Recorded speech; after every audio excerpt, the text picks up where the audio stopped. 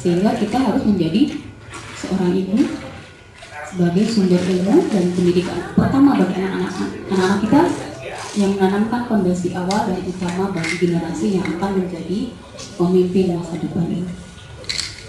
Ya Bu, jadi kita harus punya visi anak-anak kita itu menjadi pemimpin orang-orang yang soleh gitu ya. Apapun nantinya profesinya, apapun pilihan sekolahnya, kita harus punya visi, kita harus punya cita-cita bahwa anak kita harus menjadi pemimpin bagi orang-orang yang soleh.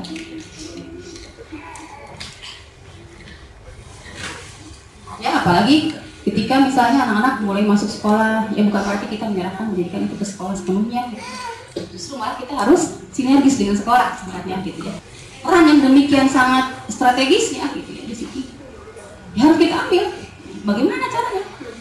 Kita harus banyak menuntut ilmu, membekali diri kita dengan ilmu yang memang diperlukan saat ini.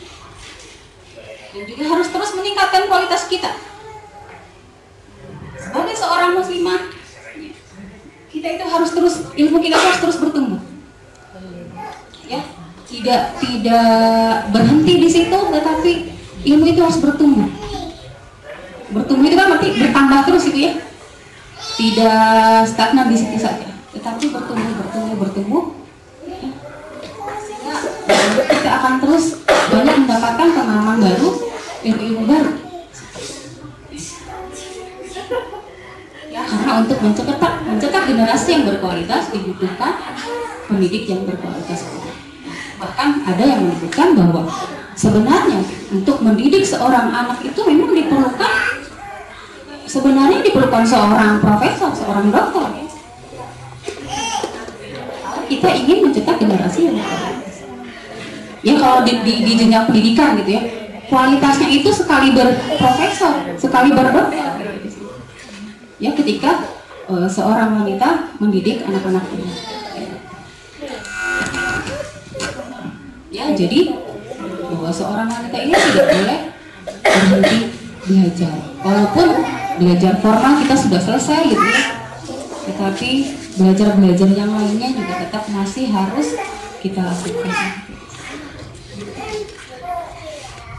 Ya, di sini banyak kita harus mengambil teladan wanita Ansor yang tidak pernah malu bertanya tentang masalah agama. Kemudian para sahabat yang meminta kepada Rasulullah waktunya gitu ya, minta waktu khusus kepada Rasulullah untuk belajar kepada Rasulullah gitu. Sehingga insya Allah dengan keinginan belajar ini akan muncul Aisyah yang mempunyai pemahaman yang luas tentang agama. Yang ketiga, peran kita dan tanggung jawab kita sebagai pendamping suami kita. Ya, mereka adalah pakaian bagimu dan kamu pun adalah pakaian bagi mereka. Karena sekarang banyak sekali kejadiannya justru bukan sebagai pakaian, justru malah membuka aib atau membuka aurat, membuka pakaian. Ya mungkin maksudnya mau curhat gitu, tetapi ternyata salah gitu. Nah, ini juga kita harus hati-hati ketika kita curhat atau ketika kita bercerita karena ada masalah misalnya. Jangan sampai justru malah kita membuka aib kita dan aib suami kita. Karena kita adalah pakaian bagi suami kita dan suami juga adalah pakaian bagi kita. Harus saling menutupi aib. Ya, justru jangan dibuka gitu ya. Tapi bukan berarti juga ketika ada masalah dipendam gitu ya, disimpan tanpa ada penyelesaiannya gitu. Itu juga salah. Ya. Jadi juga pada tempatnya gitu, sehingga kita juga akan mendapatkan solusi yang tepat gitu. Nah, kita tidak bisa memungkiri keberadaan seorang anak ini sebagai penguat ikatan antara suami dengan istri ya. Dan setiap kali ketika bertambah rasa cinta dan penghormatan di antara kita, di antara suami istri gitu ya, maka hubungan itu akan semakin bertambah kuat. Ya, sehingga kita banyak menyaksikan atau melihat ketika sudah kakek nenek sudah lansia pun kita menyaksikan mereka masih saling mencintai, masih saling menyayangi gitu ya di situ. Ya, kalau dipikir ya sudah sepuh gitu, apalagi gitu. Tetapi rasa tanggung jawab, rasa kasih sayang itulah yang membuat mereka tetap tumbuh cintanya. Nah, sekarang kita juga harus bisa menumbuhkan rasa cinta kita kepada suami dan begitu juga sebaliknya. Jadi cinta ini harus tumbuh, tidak boleh berhenti. Ya, jadi tidak ada cerita dulu mah waktu masih baru menikah, masih pengantin baru, apa-apa teh indah gitu ya gitu. Oh sekarang mau boro-boro gitu.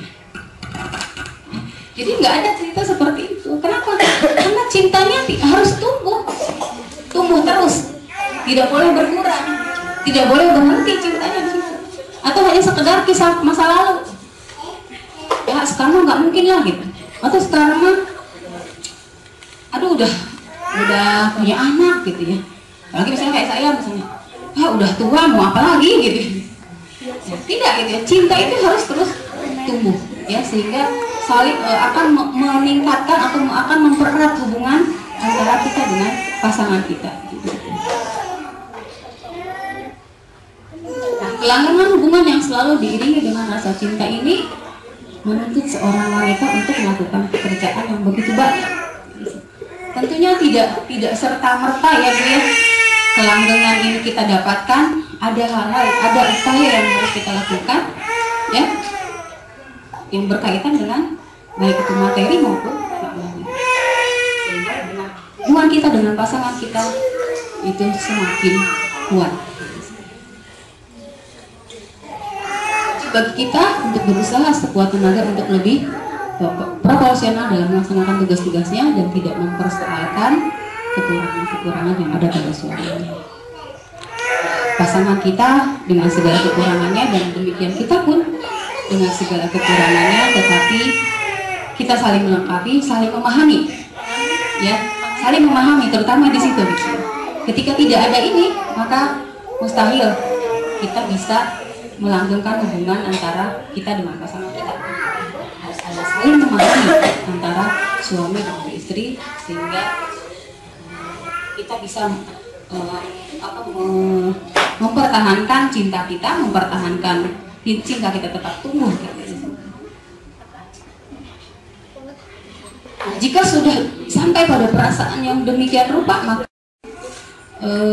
ketika kita sudah saling menyayangi, saling memahami, saling melengkapi antara yang satu dengan yang lainnya, ya, insya Allah ya, mereka berdua ini akan hidup bahagia sepanjang hayatnya karena saling memahami. Bahkan mungkin karena saking sudah paham gitu ya, nggak perlu ngomong pun gitu ya, sudah tahu gitu ya, sudah tahu gitu.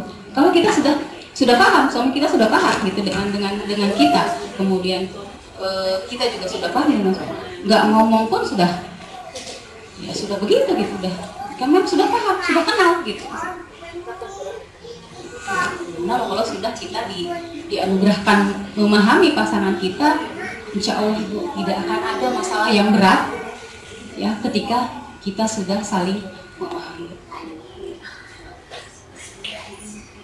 Dan seorang wanita wajib ya setia, tidak egois. Ya, seperti halnya kita juga tidak harus menuntut berbagai macam kepada suami kita, seperti membebani suami kita dari berbagai segi, baik berupa materi maupun materi. Sebaik-baik wanita adalah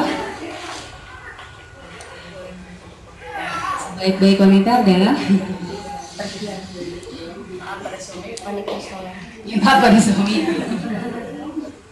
Ya, ketika kita akan menikah itu sebaik-baik wanita adalah yang maharnya yang paling murah katanya gitu. Dan sebaik laki-laki adalah yang paling memuliakan perempuan. Jadi saling mengimbangi gitu di situ. Yang satu tidak memberatkan, yang satu memuliakan gitu di situ. Ya, subhanallah, kalau sudah seperti itu insya Allah akan indah itu jadinya gitu ya.